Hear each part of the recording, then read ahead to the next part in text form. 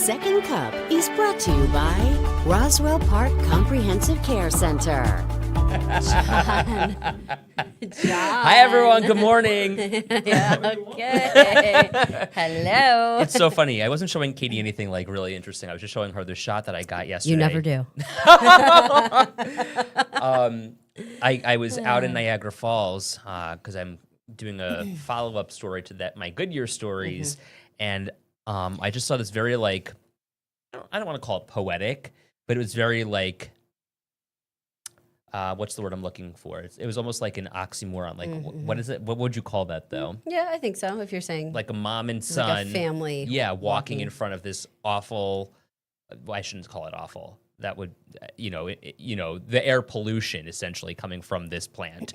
I don't want to characterize it as awful because, right. I don't want to characterize anything.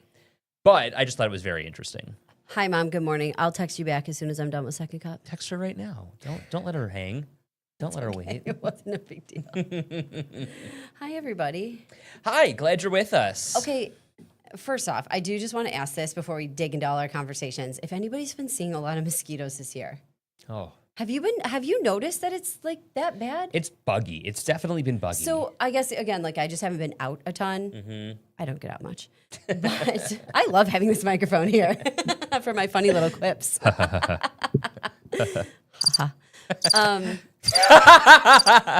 Katie wants to make a statement.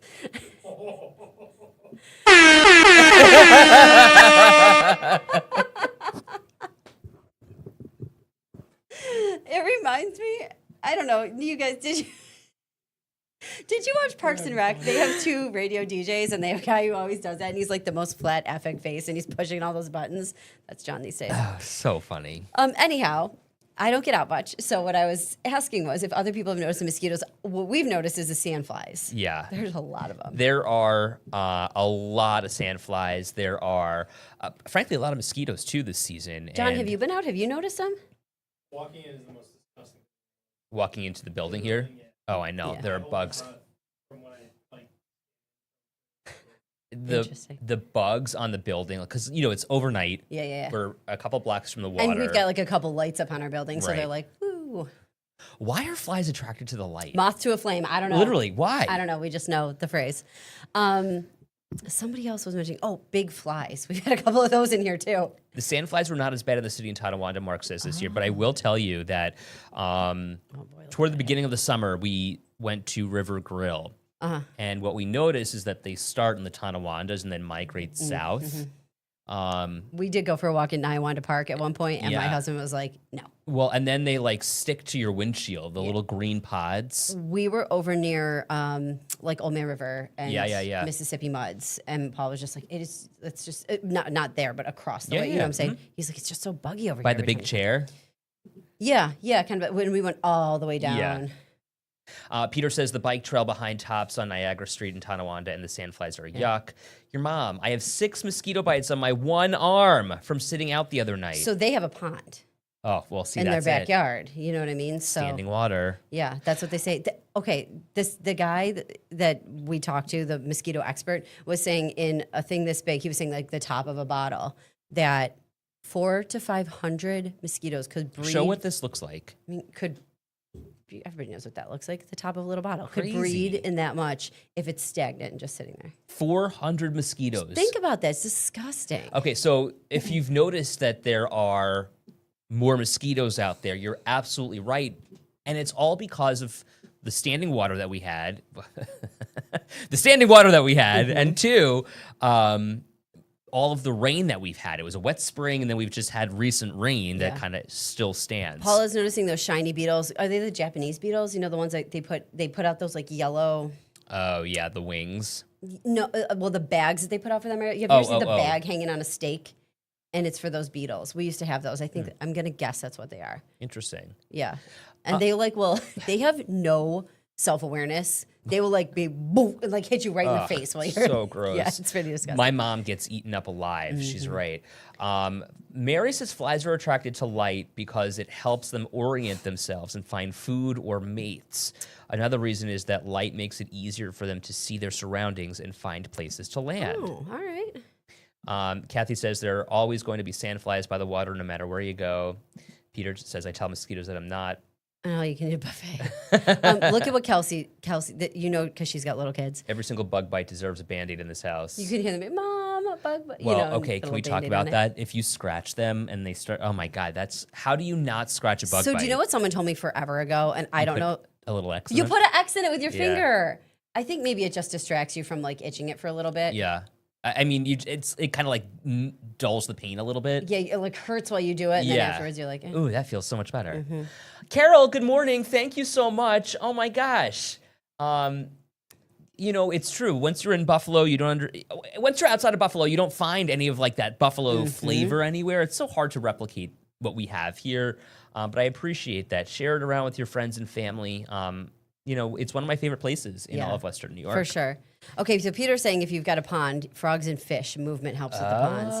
My mom says, yeah, those Japanese beetles, and they eat so much stuff. They'll just eat away at the plants. That's what my dad said. Mosquitoes are attracted to great beauty, so they go for mom. My mom used to go, my grandma too, you must be so sweet if they would eat. Exactly. Oh, it must be because you're so sweet. Okay, so And Howard, it was. I saw this little suction tool on GMA that you can buy, and it sucks the bite venom out of that. I've seen that too. I wonder if it works. Has anyone tried that? That's number one. And number two, I wonder. That's a real Shark Tank idea. Absolutely. Yeah, we like watch it's like a a little plunger, right? We watch a lot of that show.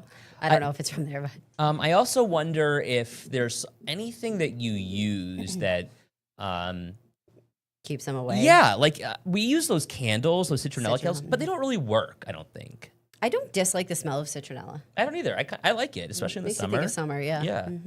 Yeah. Anita says that tool works on some bites. Shannon says if you put your hand sanitizer on right away, it won't itch. Oh. Bonnie says they have a koi pond with a waterfall. The fall makes a movement so the mosquitoes won't be around. Interesting. Sarah says we have that bug plunger thing, and I don't think it really works. Okay. We're 50-50 here. Heavy deodorant and perfume attract them. That I understand, but like what deters them? What keeps them away? My friend Scott tried using this thing, this like battery operated thing that's supposed to like keep them at a certain radius, a certain distance from where you keep this device. Did it work? No. Yeah. Kelsey says she finds if she has enough wine, it doesn't bother her.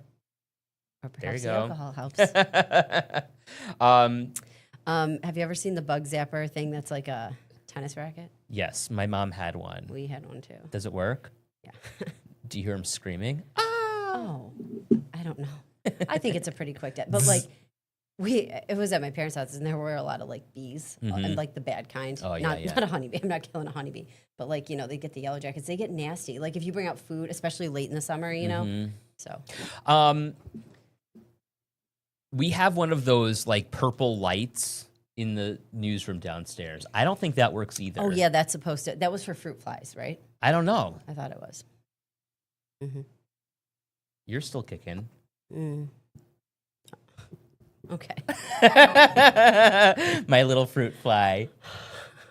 I just got that piece of hair to not be Sorry, like that. sorry. No, it's all right. It doesn't matter. Don't put your tongue on the bug zapper. Barb says Avon has some awesome bug repellent. It's so funny that she should say that because that was a big thing when I was growing up. Skin so soft. I know. Avon stuff. Remember, I used to get the little packet, Yeah. and like when I was working my first few jobs, you'd get the pamphlet, and I Avon would always pollen. get that stuff. I thought it worked. And Actually, it smells good.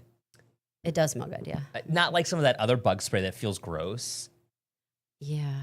Anita says, I recently saw a cutter fogger for the yard at work for the 4th of July. Okay. Oh, interesting. Like So what, nice. Peter? How about that? That's kind of interesting. I saw somebody said also calamine lotion. Yeah. Yeah. Oh my gosh, we used to use that all the time when we were kids. Melly is psychotic and loves the tennis racket. Deet. Do you ever hear stories from your parents about the Deet truck? Or I don't know if it was the Deet truck. Mom, the fogger, they used to go around and do your spray, like, I think the air for bugs. And I think that they used some sort of harmful chemical. But the way they sprayed it, it came out from trucks, and they used to go and play in, like, the fog of the chemical. Oh gosh. Yeah. Oh no. Ma, help me out here. I thought that was so interesting. I mean, that was down in one of the boroughs in New York City, Interesting. right? How about that? So that's just one of those old-fashioned things, I think. Probably Last also week like we were talking about ticks. This week we're talking about mosquitoes. right, Kelsey. I'm sure breathing that in was great. Oh, DDT. DDT, yeah. Okay. And we loved it. And now you know why I am the way I am. Anyway. Oh, Edward. If you are, Maureen loves Mosquito Joe. I've seen that company out and about, Yeah, me too. but I don't know. I've never really. I can picture their signs. Do you have your lawns treated? We have such a small lawn. Yeah. We have the front lawn. You know what I mean? We really don't, there's nothing in the back really. Right. So. She called it the Fog Man. They had us send home for Skin So Soft in boot camp. Sand fleas. Sand fleas are horrible. Ooh. Yeah. Do they bite? Yes. They do. Don't like that. Yeah. Oops, sorry. You know what my parents called them, like at the beach and stuff? No-see-ums. Like you wouldn't, they're so tiny. And you come out away with all these like little. Can I ask a question? Little egg. Do you, this is going to be gross. Should you ask it? Do you get drain flies at all in the shower? Do you? Yeah. Like flies in your Like drink? little baby flies. No. And I wonder, like, You know what we do get on occasion are like the house centipedes. Do you get those? No. I feel like the old North Buffalo homes. John, do you ever get those at your apartment? A house centipede? I don't think so. They look scary. I'm pretty sure they're completely harmless. I maybe. think they might eat other bugs. You know what? I might have had those a long time ago at my Parkside apartment. Okay. Maybe that they look familiar right now, Yeah. So I'm just Googling but we don't this. have them. Knock on wood at my current home. So they're small. They're found in drains and sinks. Okay, so I'm finding them in the bottom of the shower and other areas with stagnant With water. water, yeah, because it sits. And Interesting. decaying organic matter. Well, There you go. skin cells wash off you. I'm Right. sure. Mm-hmm. Stink bugs. Ugh, Debbie says she gross. gets stink bugs. We get stink bugs in our house too. Yeah, like in the windows. Yeah. Hate Again, those. I don't think they're anything like, we don't get a ton of them. I see them every now and then. They like my plants, so I'll find one or two in my plants. They like our third floor. They so I'll hide in find a Howard's couple on the house, he third floor. says. Yuck. I got to tell you, those are some of my least favorite bugs. The they stink bugs? look like dinosaurs to me. Yeah, like they're I can huge. picture like evolution when I look at them. 'Cause they have like little, they're disgusting. Yeah. They're terrible. Yeah. Oh, yeah. Oh, But yes, God. Sarah, those centipedes scare her to death every time. Me too, because they're the ones that like, I mean, we're up at 2 a.m, right? I go into the bathroom, flip on the light to like wash my face, brush my teeth. Here goes it's like, I always see them in the bathroom. Do they scatter? Oh yeah. They move quick. And I try to get them and then I just Yuck. dispose of them. Megan says use Drano down the shower. Okay, that might help. All right, good to know. Thank you, Megan. The downside to Florida beach living, No CMs. no CMs. Yeah. Okay. Yeah. Those stink bugs do look archaic. Sure, right? Do. Lisa says I've lived around here all of my life. Hold on. Sorry, Lisa. Julie. Oh, Julie says don't kill them. I've lived here all my life, and they used to come around with the truck and spray the trees. Everyone used to had to stay inside. Okay. Julie says, oh, don't kill the centipedes, eat the bad bugs. Right. I'm like that with spiders. I don't kill the spiders. I'll let them outside sometimes if I can catch them. If they're big, I'll catch them and toss them. But usually I just let them go. Heather says, living near the river, I get sand flies so bad at the end of the spring and the beginning of summer so bad. Yeah, I agree 100%. Jackie had stink bugs so bad this year. The vacuum cleaners were, yeah, why? Ours haven't been bad this year, but in past summers, we've had a few of them and they're slow moving until they fly. And you kind of don't think about them flying until Yeah. they're coming right at your face.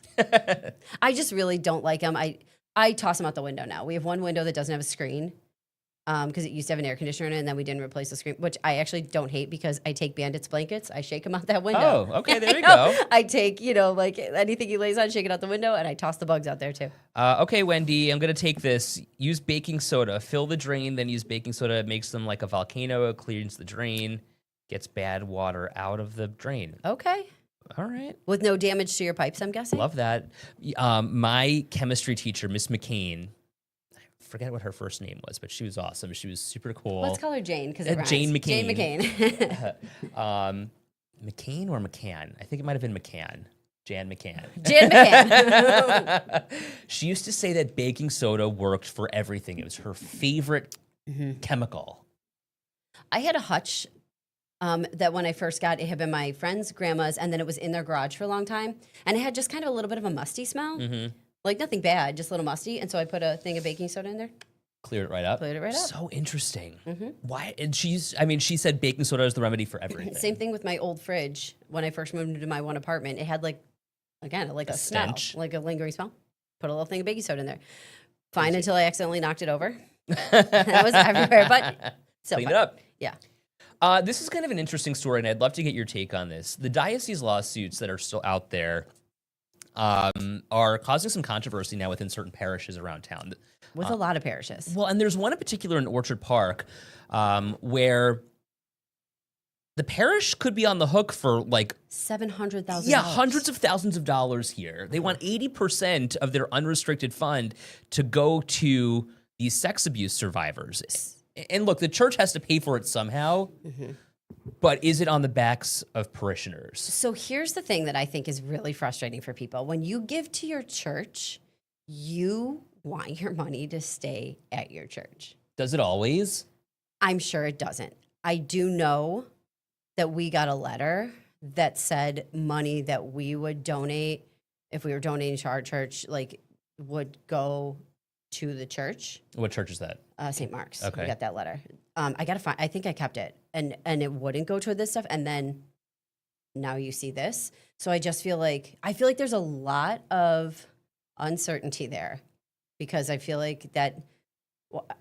So these parishes do, but this doesn't. You know what I mean? It's why some and now not they're the others. slated to close. St. Mark's? No. The 5 Oh, various yeah. lawsuits. Well, okay, so that's the next step here is that these parishes are now suing the diocese to try and get their money to not go to these sex abuse settlements because, frankly, they don't want to pay for it. Right, because again, because that's what I feel like when people are giving to their church over the years, like that's their church. I wanted to go to a new gymnasium. I wanted to go to, air conditioning for the children's, or, whatever. You think it's going to stay, and then It doesn't. I would be frustrated. So Marguerite says the church is lying again. Anita says it's BS that the diocese thinks the parishes should pay for these lawsuits. So what I guess is interesting here is that these churches that are merging or closing still have to pay, right? So Kathy says when a company gets sued, the customers are the ones who pay for it. High prices. Why would this be any different? You want to be part of the diocese, you pay a fee. That's her take. When a company gets sued, the customers are the ones who pay for it. High prices. How would this be any different? You want to be part of the diocese, you pay a fee. That's my take.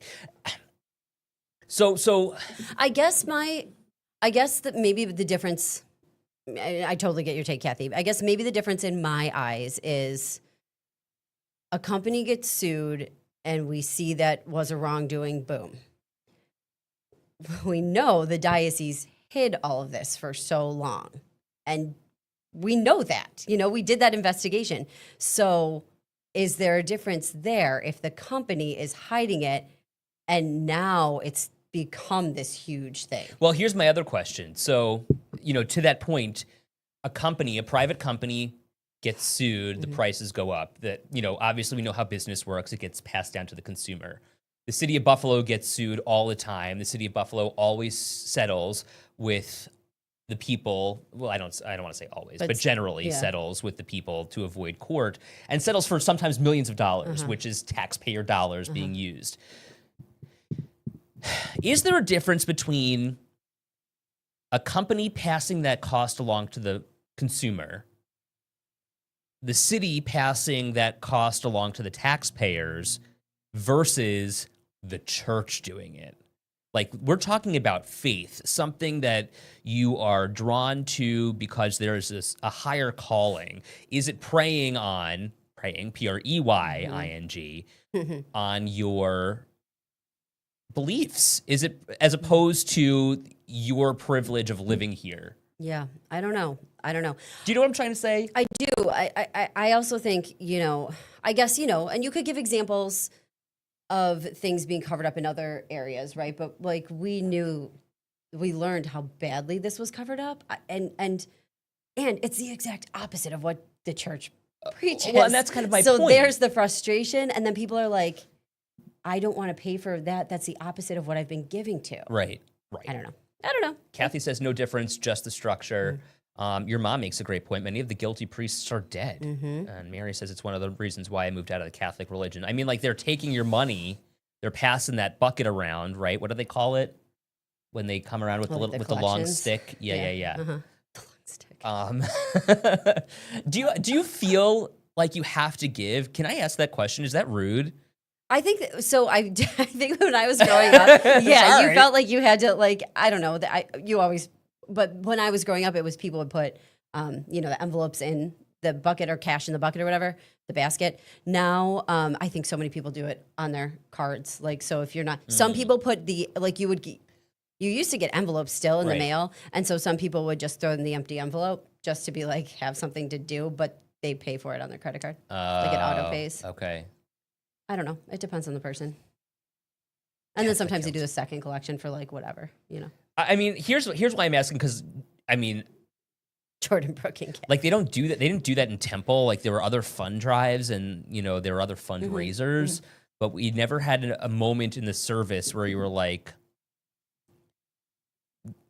put in the position where you had to provide. So Heather's right. If your child goes to a church's school, you have to give in your envelope to get a discount. What is that, Heather? Do you have to? I wonder if you have to give in your envelope to show that you are going, or if they're still okay with you just auto paying. Because people, if you're doing the auto pay credit card thing, no one would know if you're actually going or not. Here's an interesting take from Barbara. I think because churches have paid employees, i.e. priests and other paid support staff, it becomes open to this. Okay. Kathy, I love my God, but I haven't gone to church in a while. Priests only talk about needing more priests in their parish. Kathy wonders how many of these parishes had priests that were accused. Did all of them? Is there a list somewhere? The ones who stayed open, did they have any accusations? So we've got a whole list on WKBW.com. I mean, when Charlie was here, he did this massive investigation years and years ago. But I mean, this blew the whole scandal wide open. And I mean, this is at least 5 years old. And it was denied for so long, Right? Even though. But then Siobhan came forward with this black binder that was hidden for years and years and years. I mean, the bishop knew about this. The bishop knew about this. And said that he didn't. I mean, it was tough. It was a hard time that was a really hard time. It still is. And now, like, we're seeing kind of like the repercussions of it. Like, I drove by St. Andrews the other day, country day school. It's on Sheridan Drive. And I was like kind of taking a look at it like, what, I'm interested in what happens next there. And I know, it's got to go through this like wholesale process and stuff, but that school closed. do you think, and I'm just asking this question maybe rhetorically, I'm not trying to speculate or anything. I'm wondering, do you think the diocese saw this coming when they started to close Catholic schools all those years ago? No. Or do you think it was just because enrollment was so low? Yeah, I guess I don't know. I mean, I don't know the answer to that. I don't know that Am they I connecting expected it to be. dots? Maybe, I don't know that anybody expected it to be as massive as this was. And like, I think that like if something is being, let's be real, kind of covered up, potentially you never think anybody's going to find out. Right. For so long. Or ever. Right. I mean, if Charlie hadn't done all that investigating and found the whistleblower Right. and done all that stuff, nobody would know. People would know, but it would be secret, Right. I don't know. So Teresa crazy. says the diocese has insurance that has not been included in the amount of the payout. Also, why can't the diocese borrow from their assets? Well, and that's why they're trying to sell off all these places. I mean, some of these churches that they're trying to get rid of. And I had a question about that too, because when we were talking about businesses, right, and getting paid back, like that, a lot of that's based off your insurance. The business has insurance or whatever, and yes, sure, does the insurance cost then get passed along? Yes, but the diocese has insurance. So interesting. Heather says it was just, because the enrollment was so low. I don't know. It just kind of came to me. I was like, I wonder if, there was more to that story. I don't know. You don't want to think so. I don't know. It was just a thought that came to me. Anyway, this is happening. Yeah. All right. Let's hit one more topic because Go it's for it. 8:25. What should we Let's do? talk. I'm trying to find the email where we're It's having. right here. where we're at. And I say auto pay, FAA, mosquitoes we talked about. You want to talk about the FAA real quick? Yeah, sure. All right. So there's this new secretary, FAA, commissioner, secretary, person in charge of the FAA, confirmed by Congress. Brian Bedford. The thing about this guy is that he is the former CEO of Republic Airways. Yes. And he's been interested in rolling back standards that were instituted in the years after the crash of Flight 3407 in Clarence Center. So he didn't, when they were doing the hearings for his confirmation, he wouldn't say, no, I won't roll those back. And it's the 1,500 flight hours specifically. So pilots now, if you're going to fly a commercial airline, you need 1,500 flight hours. So this, Get behind the, right, to fly a commercial airline. I want to say wheel, but I don't know what it is. The Get yoke? behind I don't, right. So, and that was something that the families of Flight 3407 pushed for. So now they're really upset that this guy was confirmed. And I think, I don't know if they're really upset. I think they want to make sure he knows those, they want those standards kept in place. They're concerned Yeah. that there could be right. so I wonder, I mean, and let me emphasize the impact here to you. We're not talking about this just because, you know, it's the idea of, you know, the Flight 3407 families voicing concern. Certainly we want to share that with you, but it's the idea that what they did and what they fought for made the skies safer for everyone. This is not even a local story. This is a national story, Right, because it changed requirements exactly for for pilots. everyone. And And the more you do something, right, the more familiar with exactly it the reps that you get. So what do you think? I mean, is there concern in, you know, just thinking about this, that these regulations could be rolled back, number one, and number two, is it concerning to you knowing that these pilots may not have to have that kind of stringent training or hour requirement to get behind the yoke in the cockpit? It's such an interesting, Do you know what I mean? it's an interesting career too. And the avenues that some people take to get there. You Sure, know? military. A lot of people come military, right? And then they have a lot of experience. But you know, if some people come up wanting to be a pilot, like we saw a long time ago, remember all the pilots who were sharing that like one apartment? Yeah, they couldn't afford it. The crash pads. The crash pads. And then they would all sleep there before their flights. And yeah, it was, yeah. I mean, all of this, can you think about what caused this airplane to crash was pilot error. And that's a fact here, right? We know that it was pilot error because they didn't have the proper training. They didn't know how to handle the stall.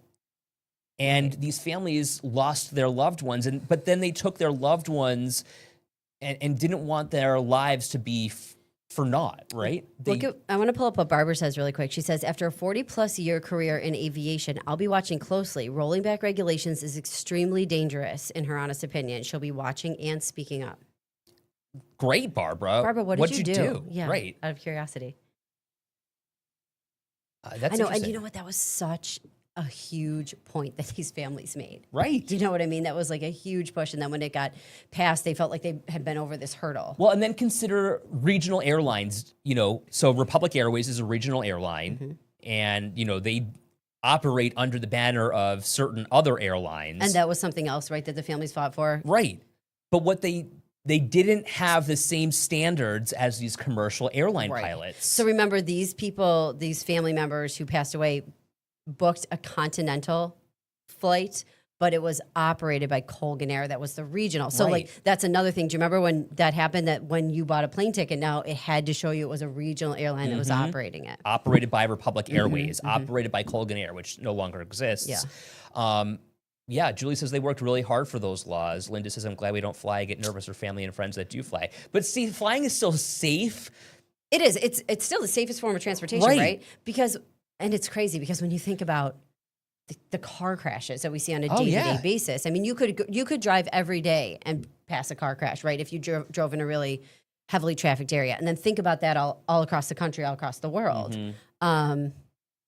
And there's so many distractions these days too when people are driving. And this flight changed the course of aviation for years, and there hadn't been a single deadly plane crash on U.S. soil until what happened in, what was it, January, right in D.C. So, you can see the impact that these laws had on Barbara, aviation. she was an aircraft dispatcher, planning pilot routes and flights and following once they took Wow, off. fascinating, Barbara. I would love to hear your voice. Yeah. On Send all us of your this. information, Barbara. Barbara, text me. Would love to hear Shoot from me you. an email. We want to talk to you. Yeah. We need to hear more. Call me now. We got to get the show on the road.